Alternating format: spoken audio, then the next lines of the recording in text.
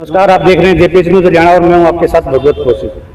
आज हम खड़े हैं भिवानी के हुड्डा पार्क में और आज हमारे साथ बीजेपी के प्रदेश कार्यकारिणी सदस्य मनोज तंवर जी हमारे साथ है। इनसे आज हम तमाम राजनीतिक और सामाजिक पहलुओं पर विस्तार से चर्चा करेंगे। जी प्रधान जी, आपका स्वागत है हमारे मंच में। जी बहुत बहुत नमस्कार। मैं आपके सभी दर्शकों को बहुत बहुत नमस्कार प्रणाम करता हूँ। प्रधान जी, पिछले काफी समय से भिवानी खेड़ा में विवाद चल रहा है। एक तरफ है जहां पीड़ित लोगों का कहना है कि उनके मकान है वो सही थे, उनके मकान प्रशासन ने जानबूझकर ढाए गए हैं, जबकि प्रशासन का कहना है कि ये अवैध कब्जा था और अवैध कब्जे की कानूनी कार्रवाई के तहत इनको हटाया गया। इस विषय पर आपका क्या कहना है?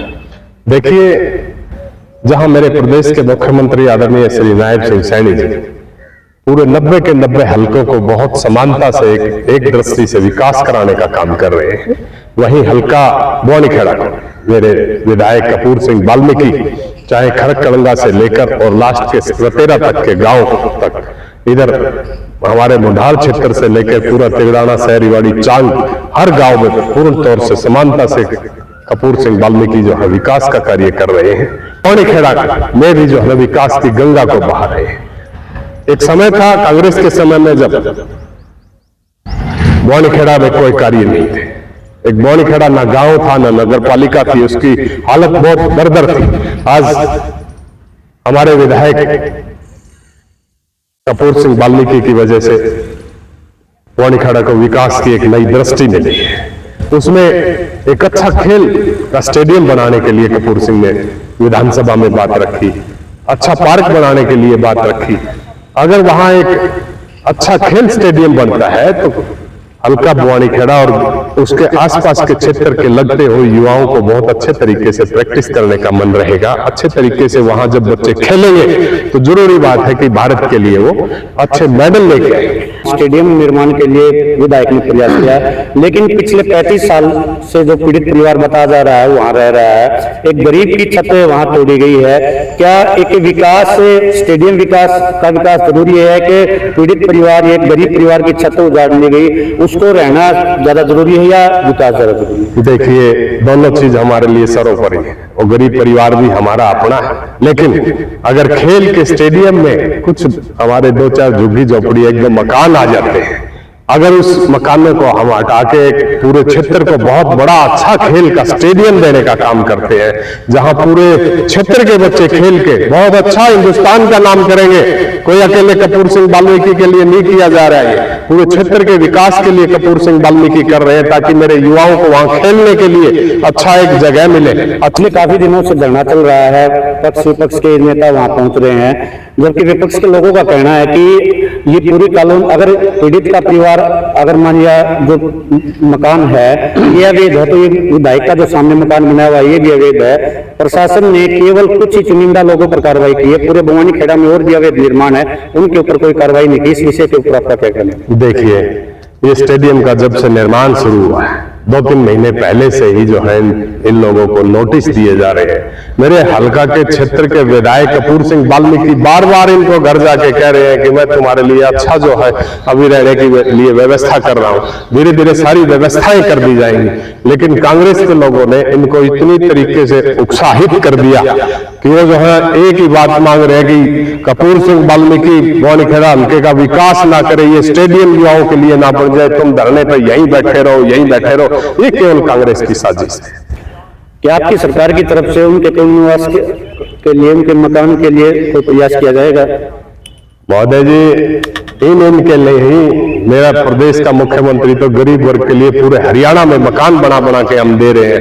ये तो हमारे घर परिवार के सदस्य हैं। हमारा भिवानी खेड़ा जिस तरीके से विधायक जी पूरे क्षेत्र को एक परिवार के तरीके से रखते हैं, मेरा विधायक कपूर सिंह वाल्मीकि 3 बार जाके इन पीड़ित परिवारों के साथ में मीटिंग कर चुके हैं कि आ जाओ, मैं तुम्हें जो है ना अच्छे तरीके से किसी भवन में रख रहा हूं, मुझे कुछ समय तो दे दीजिए, सब व्यवस्थाएं हो जाएंगी। लेकिन केवल कांग्रेस के लोगों ने इनको इतना भड़का दिया। कांग्रेस के लोग इनसे अपनी टीस निकाल रहे हैं कि पिछले चुनाव में इन्होंने हमें वोट नहीं दिया था, तो हम इस पीड़ित परिवार को रगड़ दें। आके पता नहीं कोई दिल्ली से आ रहा है, कोई कहीं से आ रहा है नेता, आके झूठे आश्वासन दे रहे हैं, मैं 1 किला बेच के तेरे घर बना दूंगा, मैं तेरी बार 1 तिरोड़ी दे दूंगा, मैं तेरे ये दे दूंगा। कोई नहीं रोक रहा। भिवानी खेड़ा की जनता कह रही दे दो तुम, आओ इन पीड़ित परिवारों के लिए कुछ करो तो, लेकिन ये कुछ नहीं कर रहे। केवल इन छोटे बच्चों के लिए 1 दर्जन केले भी नहीं ला रहे कांग्रेस के लोग, कुछ नहीं कर रहे। जैसा कि पीड़ित परिवार का कहना है कि वे काफी सालों से यहाँ रह रहे हैं, और जब प्रशासन का मानना है कि अवैध निर्माण, तो अवैध निर्माण एक रात में तो हुआ नहीं, कई साल लगे हैं, लोग वहाँ रह रहे हैं, उन्होंने मकान बनाया है। तो कहीं ना कहीं ये प्रशासन की भी विफलता है, कितने सालों तक अवैध निर्माण वहाँ होता रहा और प्रशासन चुपचाप देखता रहा। क्या इसमें कहीं ना कहीं सरकार या प्रशासन की कोई कमी नजर नहीं आ रही है? माननीय महोदय जी, मैं आपको एक बात बताना चाहूंगा कि प्रशासन और मेरे मार्केट कमेटी के सदस्यों ने इनको बहुत ठीक समय पे संभाल लिया। अभी आने वाला सीजन जो है बारिश का सीजन है, और वो सीवर पे बनाए हुए मकान है।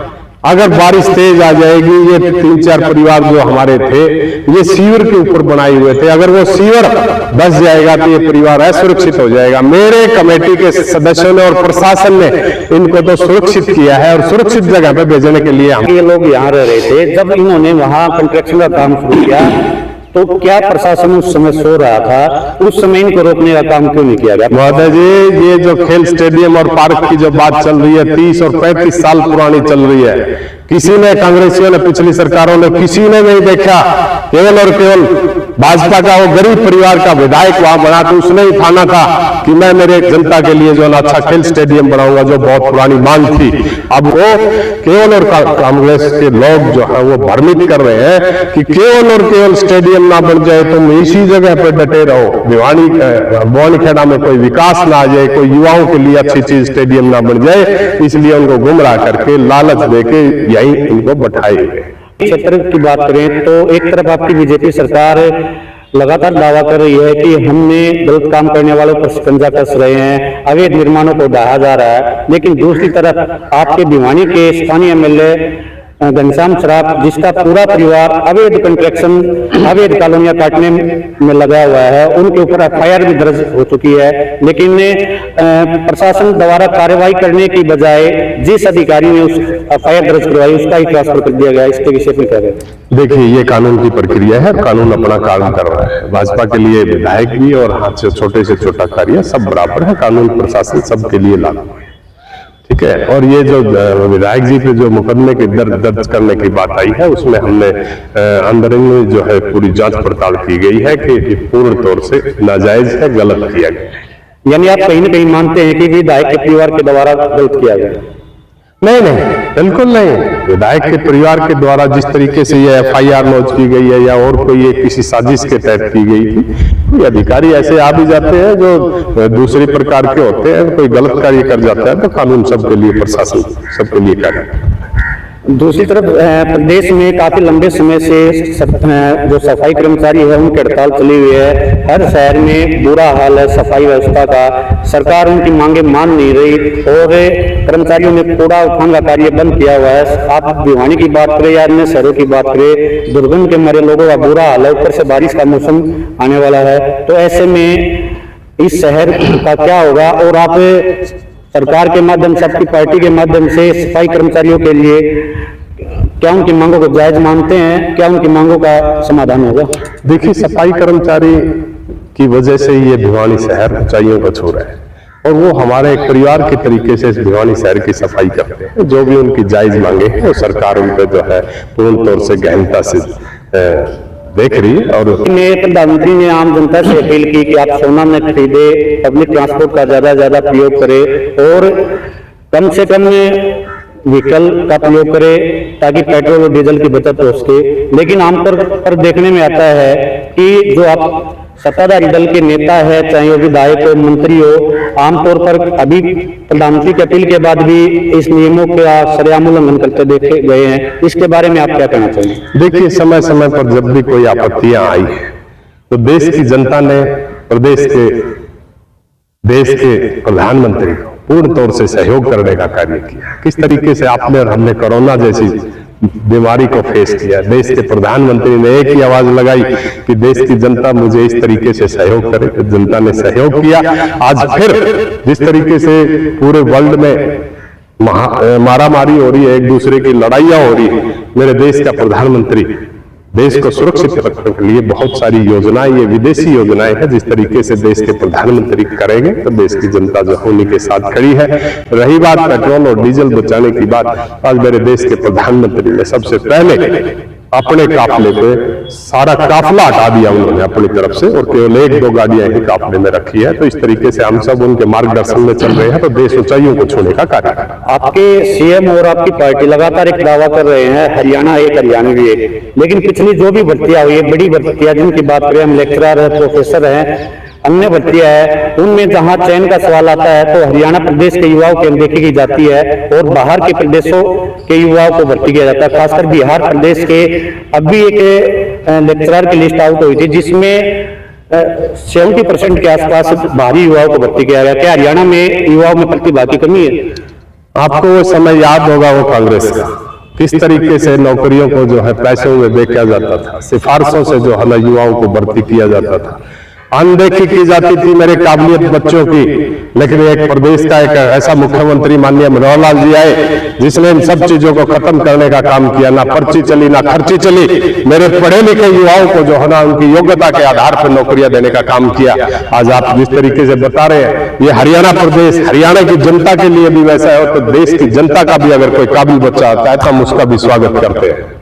युवाओं के देखिए, क्योंकि 70% अगर आप बाहर के युवाओं का चयन करते हैं तो कहीं ना कहीं ये हमारी स्टडी व्यवस्था पर, हमारी जो व्यवस्थाएं हैं पढ़ाई की, उसके ऊपर सवाल खड़ा करता है कि हमारे यहाँ ऐसी व्यवस्था नहीं है कि हमारे बच्चे इस काबिल हो कि वो नौकरी पा ले। क्योंकि अगर हम बाहर के युवाओं को भर्ती करें, हमारे युवा उस चीज को क्वालिफाई नहीं करे तो कहीं ना कहीं ये सरकार की नाकामी है। देखिए महोदय जी, मेरे हरियाणा प्रदेश का चाहे वो खिलाड़ी हो चाहे स्टूडेंट हो, पूरे देश में जो है मेरा हरियाणा का नाम करने का कार्य कर रहा है, मेरा खिलाड़ी भी और मेरे पढ़े लिखे युवक। आज आप 70% की बात कर रहे हो, देश में बहुत अच्छे तरीके से आज हमारे, पहले आपको कांग्रेस के समय की बात याद हो कि हमारे बच्चे MBBS करने के लिए बाहर जाते थे, लेकिन आज देश के प्रधानमंत्री ने इस तरीके से योजना बना दी कि MBBS मेरे बाहर ही नहीं, बाहर के बच्चे यहाँ करने के लिए आते हैं कि अगर कोई पढ़ाई है तो हिंदुस्तान में है। इसी तरीके से पूरा हिंदुस्तान का बच्चा आज पढ़ लिख के अच्छा काबिल बन रहा है, वो साइंटिस्ट के लिए अच्छे से अच्छे देश के लिए उपलब्ध कराने का कार्य कर रहा है। रही बात जहां मेरे प्रदेश के युवाओं की, मेरा प्रदेश का युवा जो पढ़ लिख के आगे आ रहा है उसको नौकरी फर्स्ट प्रायोरिटी पे ये सरकार देने का कार्य कर रही है। आप कह रहे हैं कि फर्स्ट प्रायोरिटी पे नौकरी देने का काम हरियाणा सरकार और भारत सरकार कर रही है, लेकिन हरियाणा में बेरोजगारी दर है वो लगातार बढ़ती जा रही है। आप आंकड़ों को उठाकर देखें तो पिछले के मुकाबले कहीं ना कहीं दोगुनी रफ्तार से जो है बेरोजगारी दर बढ़ी है, तो कहीं ना कहीं आप मान रहे होंगे कि नौकरी हरियाणा के युवाओं को नहीं। देखिए महोदय जी, कांग्रेस के शासन में जिस तरीके से नौकरियां बांटी जाती थी, किस तरीके से रिश्वत लेके, किस तरीके से भाई भतीजावाद करके जो है नौकरियों का नीलामी लगाई जाती थी, आज प्रदेश का मुख्यमंत्री आदरणीय नायब सिंह सैनी ने पूरे मन से जो है दरबार लगा रखा है कि जो बच्चा मेरिट लिस्ट पे आएगा उसी को नौकरी मिलेगी। मेरे माननीय पूर्व मुख्यमंत्री मनोहर लाल खट्टर जी ने एक हरियाणा की ऐसी नींव रख दी कि ना कोई पर्ची ना कोई खर्ची। इस तरीके से युवा आज पढ़ने लग गया है और वो हरियाणा में पढ़ लिख कर जो है अपनी नौकरी पा रहा है, चाहे गरीब और चाहे कुछ भी हो, उसको घर बैठे नौकरी देने का काम कर रहा है। मैं कल एक आइसक्रीम वाले के साथ बैठा था, तो उसने बताया कि मेरे 2 बच्चे बगैर पैसे बगैर सिफारिश के मेरे नौकरी लग गए। मैं हरियाणा सरकार का जो है बहुत हार्दिक स्वागत करता हूँ। इस तरीके से नायब सिंह सैनी गरीब परिवारों में जो है बहुत उज्जवल भविष्य लेकर आए। अंत में आप हमारे दर्शकों को और हरियाणा की जनता को आपकी पार्टी की तरफ से, आपकी सरकार की तरफ से क्या संदेश देना चाहिए? मैं हरियाणा की जनता को एक नर्म निवेदन करना चाहता हूं और बताना चाहता हूं कि जिस तरीके से प्रदेश के मुख्यमंत्री ने जिस समय शपथ लेने की एक बात रखी थी कि मैं शपथ बाद में लूंगा, मैं 25,000 उन युवाओं को पहले नौकरी देने का काम करूंगा। मेरे मुख्यमंत्री ने शपथ बाद में ली और उन 25,000 युवाओं को नौकरी देने का पहले काम किया। ये मैं मुख्यमंत्री को बहुत बहुत दिल की गहराइयों से पूरे हरियाणा की जनता के तरफ से स्वागत करता हूँ कि उन्होंने अपने वादे को निभाया और जो भाजपा का जो एजेंडा रहा है 5 साल का, हम उस 5 साल के एजेंडे को हरियाणा की धरातल पर उतारने का काम करें।